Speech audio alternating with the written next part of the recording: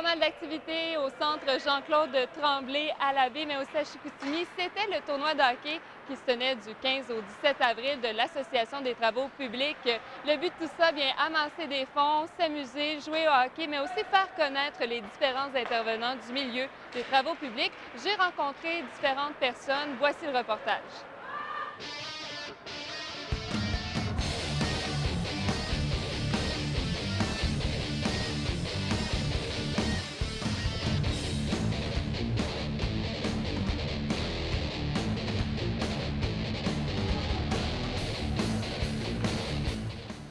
Je suis en compagnie de Luc Duval, directeur de l'Association des travaux publics de l'Amérique du Nord. Bonjour. Bonjour.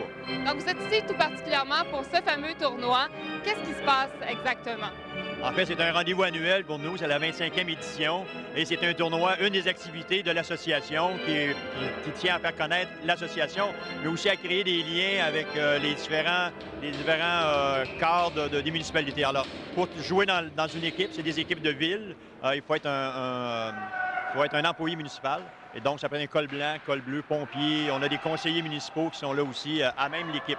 On mélange tous les services. On mélange tous les services. Alors, il y a une quarantaine d'équipes et c'est un tournoi où on se déplace de région en région. Chaque année, on change de ville. On aide le comité organisateur à créer cette activité-là.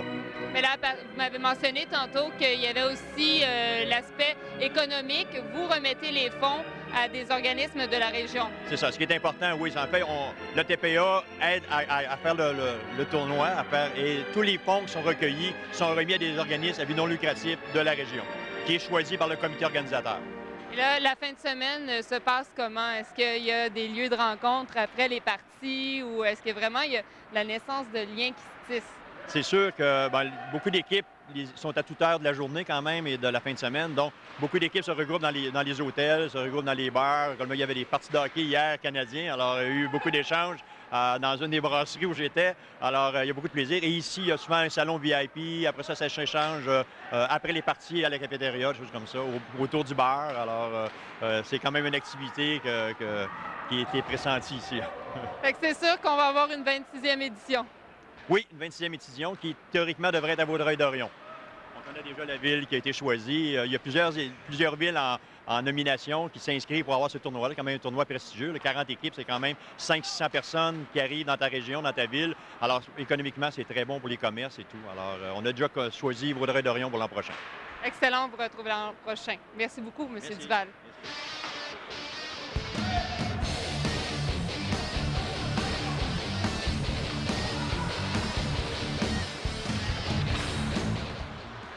Je suis en compagnie du vice-président du tournoi, Maurice Bergeron. Bonjour. Bonjour. Est-ce que vous êtes fier de l'accueillir cette année à Saguenay, ce fameux tournoi? On est fiers certainement, surtout c'est le 25e anniversaire. Fait que nous, dans la région et en particulier à la baie, on est très recevants.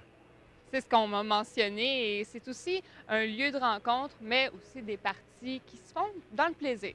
Oui, c'est ça, c'est une rencontre d'amis en fait. Là. Tous des gens qui ont le même but, je veux s'amuser, faire du sport, et puis ça fait des échanges entre les municipalités également. Là.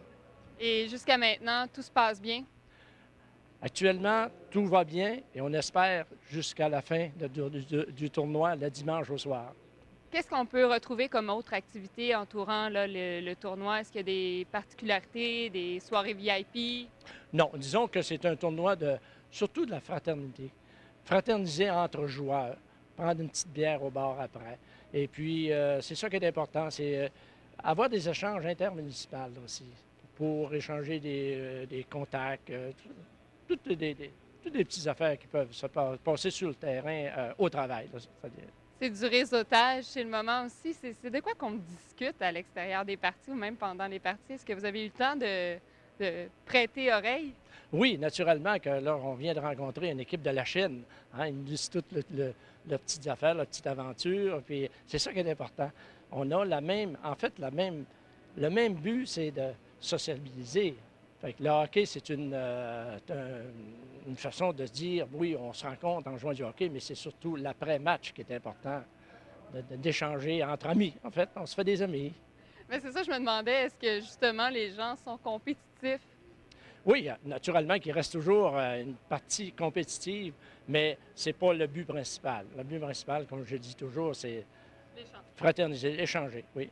Bien, écoutez, je vous souhaite une très belle fin de tournoi. Merci beaucoup.